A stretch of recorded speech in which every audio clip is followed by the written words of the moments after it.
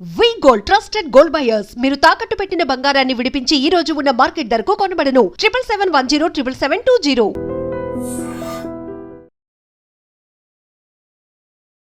అందరికీ నమస్కారం.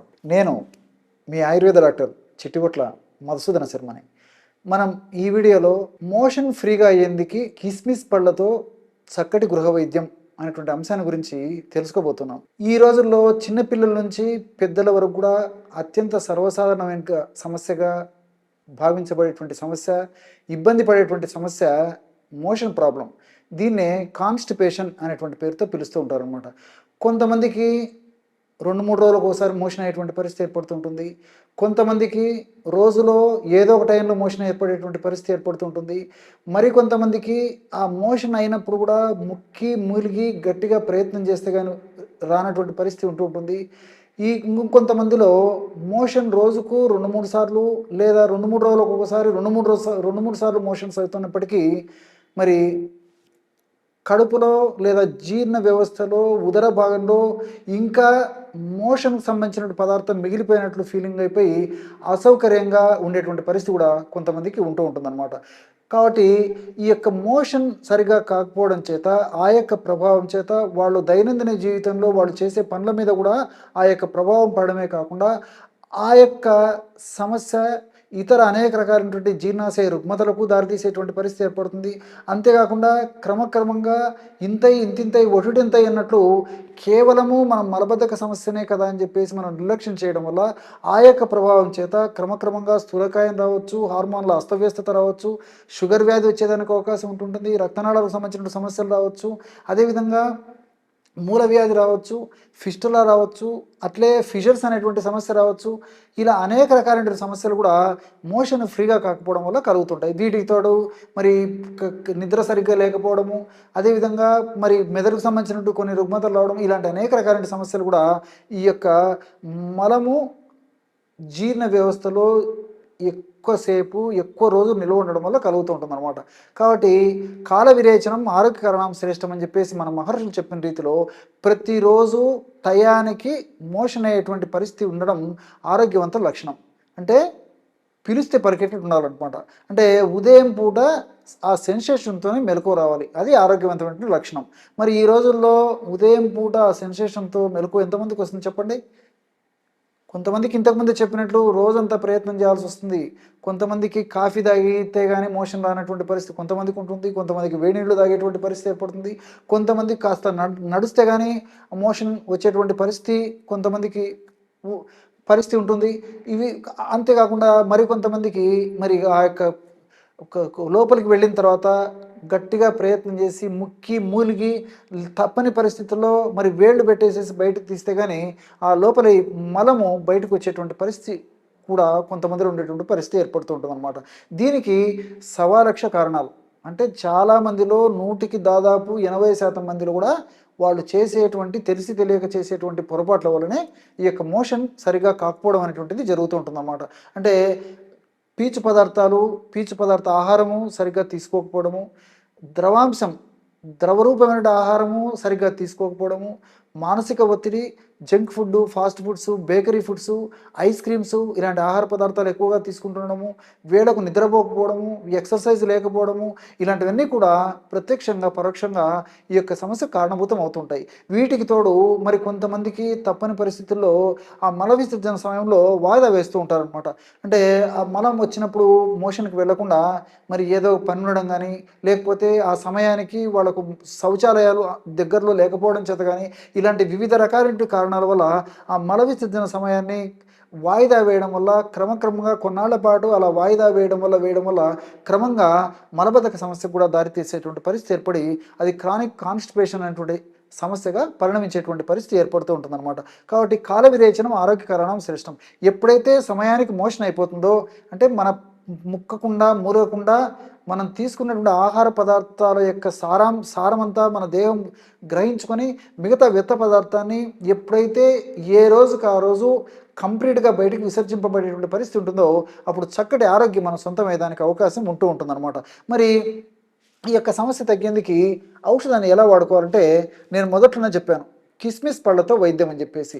కిస్మిస్ పళ్ళు ఒక 100 గ్రాములు తీసుకోవాలన్నమాట. 100 గ్రాములు కిస్మిస్ పళ్ళు తీసుకోవాలి. అట్లే బెల్లం పొడి ఒక 25 గ్రాములు తీసుకోవాలి. తేనె ఒక 25 ml తీసుకోవాలి. సునాముఖి ఆకు పొడి, నిదానంగా రాసుకోండి. సునాముఖి సునాముఖి మనకి ఎండించినటువంటి ఈ ఆకు మనకు మార్కెట్లో దొరుకుతుంది. అదేవిధంగా ఈ ఆకు యొక్క చూర్ణం కూడా ప్రామాణిక కంపెనీ వాళ్ళు తయారు చేసినటువంటి చూర్ణం కూడా మనకు మార్కెట్లో దొరుకుతుంది. కాబట్టి ఈ మధ్య కాలంలో తయారు చేసి ఫ్రెష్గా తయారు చేసినటువంటి చూర్ణం మీకు దొరికేట్లయితే ఆ చూర్ణమే తెచ్చుకొని వాడుకోండి. లేని పక్షంలో మరి ఎండినటువంటి ఆకులు మీరు తెచ్చుకొని మిక్సీలో వేసుకున్న చాలా సులువుగా పౌడర్ తయారవుతుంది. కాబట్టి వీలైనంత వరకు అలాగే మీరు స్వయంగా తయారు చేసుకొని వాడుకోవడం మంచిదన్నమాట. ఈ సునామికి ఆకు చూర్ణము ఒక 50 గ్రాములు తీసుకోవాలన్నమాట. ఈ 4 పదార్థాలు అంటే మొట్టమొదట కిస్మిస్ పళ్ళను మెత్తగా దంచేసేయండి. ఒక రోలు ఇలాంటి ఏదైనా వస్తుంటే మెత్తగా దంచేసేయండి. ఆ విధంగా కిస్మిస్ పళ్ళను మెత్తగా దంచిన తర్వాత అందులో ఒక 50 గ్రాములు నేను చెప్పినట్లు బెల్లం పొడి, ఈ రోజుల్లో మనకు బెల్లం పొడి కూడా మన మార్కెట్లో దొరుకుతుంది కాబట్టి బెల్లం పొడి వేసేసి అది కూడా మెత్తగా దంచేసేయండి. దాని తర్వాత అందులో సునామికి ఆకు చూర్ణము ఒక 50 గ్రాములు కలిపేసి మళ్ళీ మెత్తగా దంచేసేయండి. చివరగా తేనె ఒక 25 ml కలిపేసేయండి. ఈ విధంగా ఈ యొక్క పదార్థాలన్నీ కూడా తేనె అవసరమైతే ఒక 50 ml వరకు కూడా కలుపుకోవచ్చు అనమాట. 25 ml అయితే సరిపోతుంది. కాబట్టి అవసరాన్ని బట్టి వాడుకోండి, సరిపోతుంది. ఈ యొక్క పదార్థాలన్నింటినీ బాగా వీలుండి అవకాశం ఉండి వస్తుంటే రోల్ లాంటివి మీకు ఉన్నట్లయితే మెత్తగా దంచేసేయండి. అలా వీలు కానటువంటి పక్షంలో మిక్సీలో వేసి కూడా బాగా కలిపేసేయచ్చు అనమాట. ఈ 4 పదార్థాలు కలపడం మన యొక్క ధ్యేయం. ఈ 4 పదార్థాలు బాగా కలిసిపోయేటట్టు బాగా కలిపిన తర్వాత బాగా మెదిగిన తర్వాత ఆ యొక్క పదార్థాన్ని ఒక గాజు సీసాలో నిల్వ ఉంచుకొని రోజు 5 గ్రాములు అంటే రోజు ఒక టీ స్పూన్ ఈ యొక్క ఔషధాన్ని చప్పరించేసి మింగేసి గోరువెచ్చని నీళ్లు లేకపోతే గది ఉష్ణోగ్రత ఉన్నటువంటి నీళ్లు తాగుతూ ఉండాలన్నమాట. ఈ విధంగా క్రమం తప్పకుండా రోజు ఒక్కసారి ఈ యొక్క ఔషధాన్ని ఈ పద్ధతిలో వాడుకోవడం వల్ల వేసుకున్నటువంటి తక్షణమే ఈ యొక్క ఔషధం పనితనం ప్రారంభించి మరుసటి రోజుకే దాని యొక్క ప్రభావాన్ని చూపించి మనకు సెన్సేషన్ వచ్చి మోషన్కి వచ్చేటువంటి పరిస్థితి 100లో దాదాపు 95% మందిలో కలిగేటువంటి పరిస్థితి ఏర్పడుతూ ఉంటుందన్నమాట. కాబట్టి ప్రతిరోజు ఈ యొక్క ఔషధాన్ని ఈ పద్ధతిలో వాడుకోవాలి. మరి సమస్య మరి తీవ్రత తగ్గిన తర్వాత ఈ యొక్క డోస్ కూడా కాకుండా మరింత డోస్ తగ్గించుకొని వాడుకున్నా సరిపోతుంది. అంటే మనం ఈ ఒక టీ స్పూన్ బదులు ఒక ½ టీ స్పూన్ వాడుకున్నా సరిపోతుంది. ½ టీ స్పూన్ నుంచి 3/4 టీ స్పూన్ కూడా వాడుకోవచ్చు. కాబట్టి మన పరిస్థితిని బట్టి మన యొక్క వ్యాధి యొక్క అవస్థను బట్టి మనకు వచ్చేటువంటి విరేచనం యొక్క పరిస్థితిని బట్టి కూడా ఆ యొక్క డోసుని నిర్ణయించుకుంటే సరిపోతుంది. మరి ఇది సర్వసాధారణంగా పెద్దలు వాడుకునేటువంటి డోసు. మరి చిన్న పిల్లలకి ఎలా వాడుకోవాలంటే వాళ్ళ యొక్క వయస్సును బట్టి, శరీర తత్వాన్ని బట్టి, వాళ్ళ యొక్క బరువును బట్టి చిన్న పిల్లలకి మరి ఒక కందిగింజ ప్రమాణము నుంచి మొదలుపెట్టేసేసి మరి శనగింజ ప్రమాణము ఈ విధంగా వయస్సు పెరిగే కొద్దీ క్రమక్రమంగా డోస్ పెంచుతూ మ్యాక్సిమము దాదాపు ఒక ½ టీ స్పూన్ కంటే కాస్త తక్కువ ప్రమాణం వరకు కూడా వాడుకోవచ్చు అనమాట. కాబట్టి మరి 4-5 మాసాల పిల్లలకైతే ఇంచుమించు ఒక కందిగింజ ప్రమాణం అయితే సరిపోతుంది. వయస్సు పెరిగే కొద్దీ శనగింజ ప్రమాణము మరింత ఎక్కువ ప్రమాణంలో ఈ విధంగా వయస్సు పెరిగే కొద్దీ కాస్త డోస్ పెంచుకొని వాడుకుంటే సరిపోతుంది అనమాట.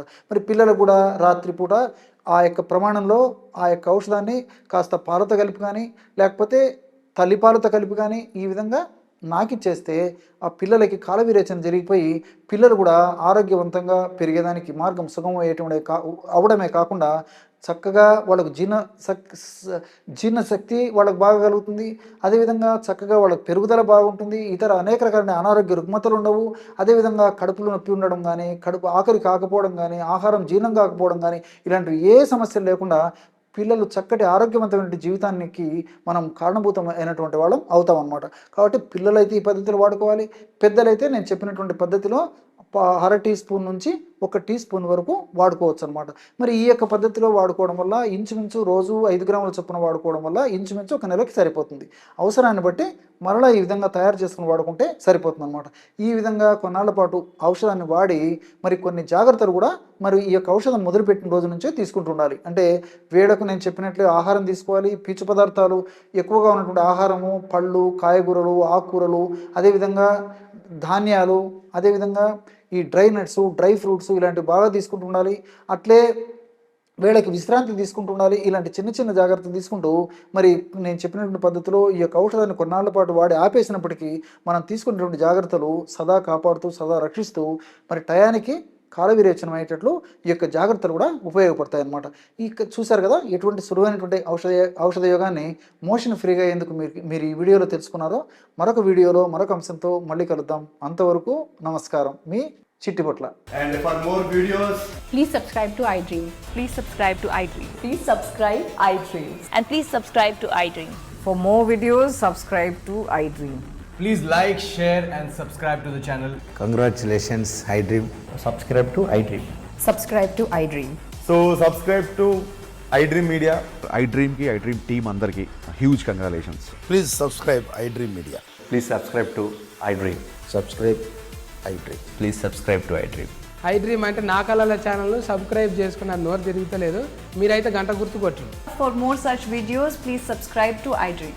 Subscribe to iDream. Please subscribe to iDream. Please subscribe iDream Media. Please do subscribe to iDream. Please subscribe to iDream Media. For best entertainment and information, please subscribe iDream. And don't forget to subscribe to iDream.